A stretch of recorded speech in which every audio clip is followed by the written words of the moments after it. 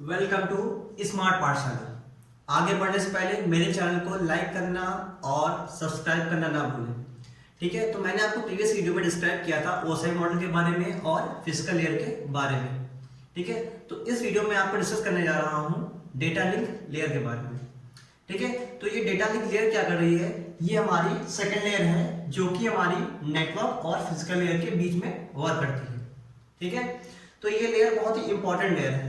ठीक है, मान लिया हमको सिंगल नेटवर्क में कम्युनिकेशन करना है तो हम डेटा लिंक लेयर के थ्रू भी कर सकते हैं। ठीक है, लेकिन हमको ऐसा तो नहीं सिंगल नेटवर्क में ही कम्युनिकेशन करना है, हमको एक नेटवर्क से दूसरे नेटवर्क में भी कम्युनिकेशन करना हो सकता है। जैसे मान लिया कि हमारा एक नेटवर्क ए है, वो कहाँ है, इंडिया में है। ठीक है, सेकेंड नेटवर्क बी कहाँ पर है, हमारा ऑस्ट्रेलिया में। ठीक है, तो मान लिए यहां से कोई डिवाइस ऑस्ट्रेलिया की डिवाइस से कम्युनिकेशन करना चाहती है तो उस केस में उसे बाकी लेयर्स की आवश्यकता भी होगी। ठीक है, तो जनरली हम जो इसकी फंक्शनैलिटी जनरली है वो हमारी पहली फंक्शनैलिटी क्या है इसकी, ठीक है, होप टू होप डिलीवरी। ठीक है, होप टू होप डिलीवरी। ठीक है, तो होप टू होप डिलीवरी होती क्या जनरली हमारी, मान लिया होप टू होप समय पहले होता क्या समझिए। ठीक है, होप होता है जनरली जिन्हें हम डिवाइसेस कहते हैं, जिन्हें हम नोड्स कहते हैं। तो ये A B C D E F G H ये डिवाइसेस हैं, इन डिवाइसेस को हम होप भी कहते हैं और नोड भी कहते हैं। तो इसे हम होप टू होप डिलीवरी कह सकते हैं और नोड टू नोड डिलीवरी भी इसे कह सकते हैं। तो ये जो हमारी R1 R2 है ये, ठीक है, A B C D E F G H है, ये सब हमारी क्या है, होप है। होप कह सकते हैं या कह सकते हैं डिवाइसेस हैं या कह सकते हैं नोड्स हैं। ठीक है, तो यहाँ पर कम्युनिकेशन कैसे होता है, होप टू होप होता है। मान लिए बी को एफ से कम्युनिकेशन करना है तो क्या करेगा, वो पहले डेटा सेंड करेगा किसको, R1 को, जो कि एक राउटर है। ठीक है, R1 सेंड करेगा R2 को, ठीक है, और R2 सेंड करेगा किसे, एफ को डेटा। तो यहाँ पर डेटा डायरेक्टली सेंड नहीं होता है। ठीक है, डेटा को डायरेक्टली सेंड करने का काम किसका होता है, हमारा ट्रांसपोर्ट लेयर का होता है। ठीक है, तो यहाँ पर हमारा जो डेटा होता है वो एक नोड से दूसरे नोड पे जाता है, दूसरे नोड से तीसरे नोड पे जाता है। तो यहाँ नोड टू नोड डिलीवरी होती है, यहाँ पर डायरेक्टली कम्युनिकेशन नहीं होता है। ठीक है, इससे क्या होता है, हमारा डेटा मान लीजिए कनेक्शन आगे कोई कनेक्शन में यहाँ पर फॉल्ट आ गई मान लीजिए, तो डेटा यहीं से रिवर्ट बैक हो जाएगा, बता देगा कि आगे कुछ ना कोई प्रॉब्लम है। ठीक है, उसके बाद हम बात कर रहे हैं सेकेंड फंक्शनैलिटी हमारी क्या है, फ्लो कंट्रोल।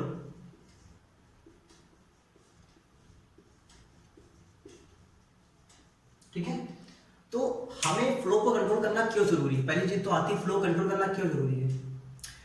उसके बीच रीजन है, मान लिया अगर हम फ्लो को कंट्रोल नहीं करेंगे तो मान लीजिए बी ने डेटा सेंड किया, बी ने डेटा एफ को सेंड किया और वो एफ के पास डेटा सेंड होने के बाद पता चला कि बहुत ज्यादा डेटा है, उसको एफ क्या करता है, क्या रिसीव नहीं कर पाएगा।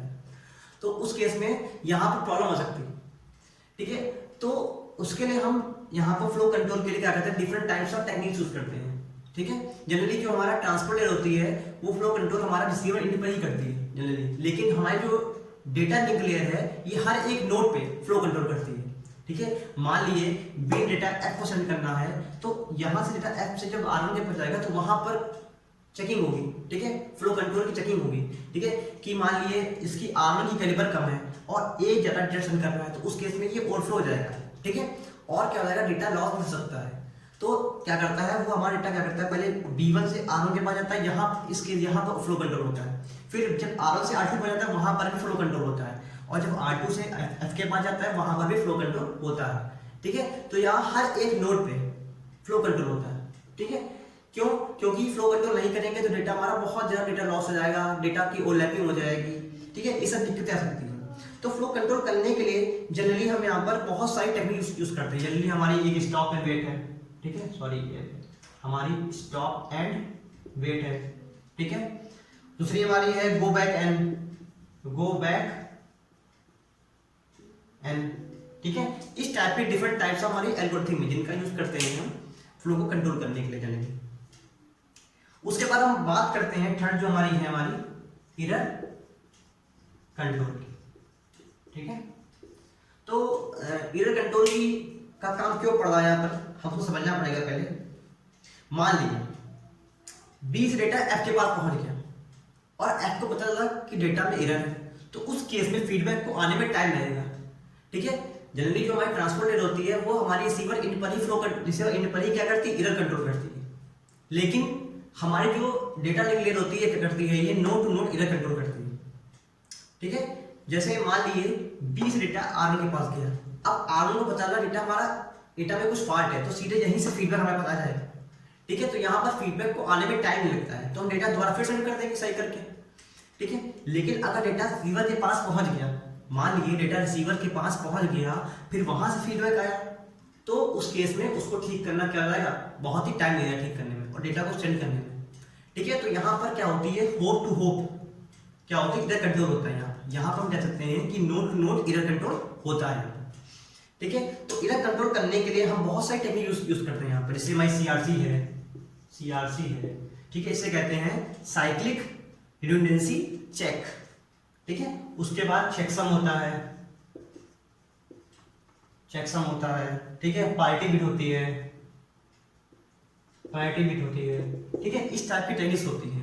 जनरली हमारी CRC जो होती है ये डेटा लिंक लेयर में ही यूज होती है जनरली।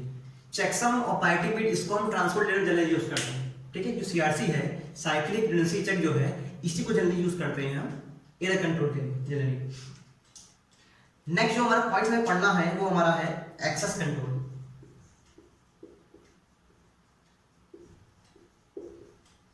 ठीक है, तो एक्सेस कंट्रोल की बात करें तो हम अगर नेटवर्क ए में देखें, यहाँ पर हमारा एक ही केबल है, जनरली फर्स्ट टोपोलॉजी यूज हो रही है, तो हमारा बैकबोन केबल क्या है, एक ही है, और यहाँ पर 4 डिवाइसेस हैं, ABCD 4 डिवाइसेस दे रखी।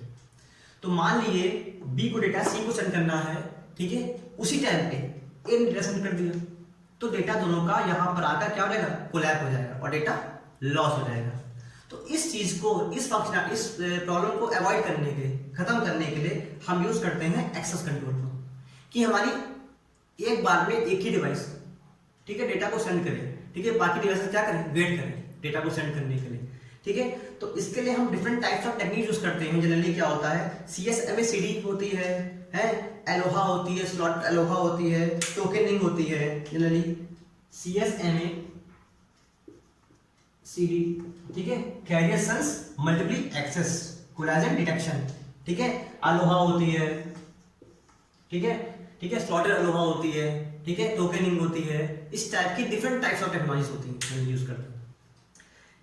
उसके बाद हम बात करते हैं जो हमारी लास्ट कह रहे हैं 5th तारीख जो है वो है हमारी फिजिकल एड्रेस। ठीक है, फिजिकल एड्रेस को जनरली हम क्या कहते हैं, मैक एड्रेस कहते हैं। ठीक है, मैक एड्रेस क्या होता है, जनरली हर एक सिस्टम का, नेटवर्क में हर एक सिस्टम का मैक एड्रेस अलग अलग होता है। जैसे हर एक इंसान का अपना परमानेंट एड्रेस अलग अलग होता है, वैसे नेटवर्क में हर एक सिस्टम का अपना एड्रेस अलग अलग होता है, उसी को कहते हैं मैक एड्रेस। ठीक है, तो अगर हम सेम नेटवर्क की बात करें तो सेम नेटवर्क में हम क्या कर सकते हैं, हम यहाँ पर कम्युनिकेशन कर सकते हैं मैक एड्रेस के थ्रू।